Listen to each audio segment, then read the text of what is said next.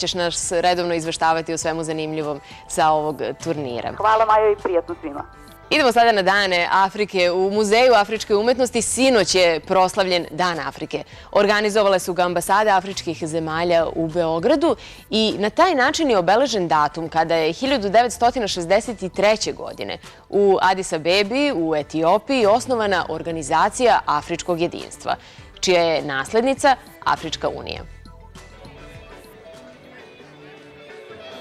Više od 1000 članova diplomatskog kora i domaćeg javnog političkog i kulturnog života, verskih zajednica i drugih zvanica okupilo se u dvorištu Muzeja afričke umetnosti.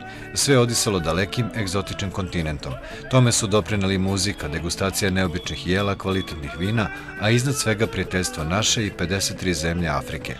Dolazak predsjednika Republike Borisa Tadića, ministra spoljnih poslova Vuka Jeremića i njegovih pomoćnika, Dragana Šutanovca, ministra odbrane.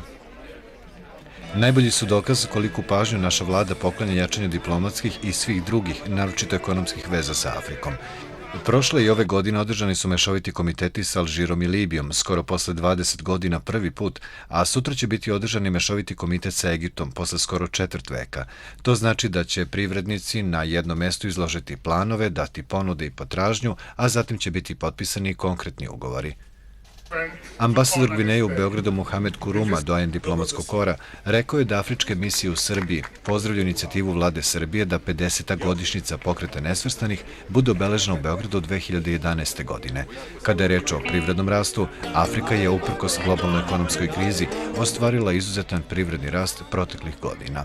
Pre 10 dana iz Kragujevačke zastave otišao je prvi kontingent od 200 vozila Fijata Punta na probno testiranje. Recimo i jako bitan podatak, od 53 zemlje afričkog kontinenta, 42 nisu priznale samoproklamovanu nezavisnost Kosova i Metohije. Afrika računa na prijateljstvo i saradnju sa Srbijom radi ostvarenja zajedničkih ciljeva. Na svakom koraku ljubaznost, otvorenost i prijateljstvo. Možda su to samo neki od razloga zbog kojeg stranci, naročito Afrikanci, vole Srbiju.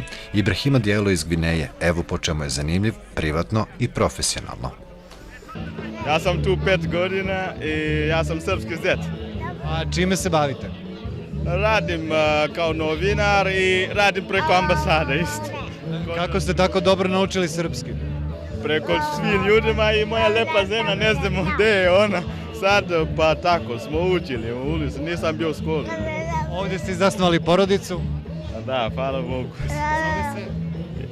Ovo je Ali se zove, da. Miris alžirskog kuskusa, opojni miris vina iz Tunisa, slatkiši iz Egipta, muzika iz Libije, nošnje iz Gane, mezetluci iz Maroka. Prisutni su uživali u prezentacijama, mahom kulinarskim, nekoliko afričkih zemalja. Svirala je grupa koja je samo zbog proslave doputovali iz Angole. Zvuci daleke Afrike odjekivali su senjakom do duboko u noć.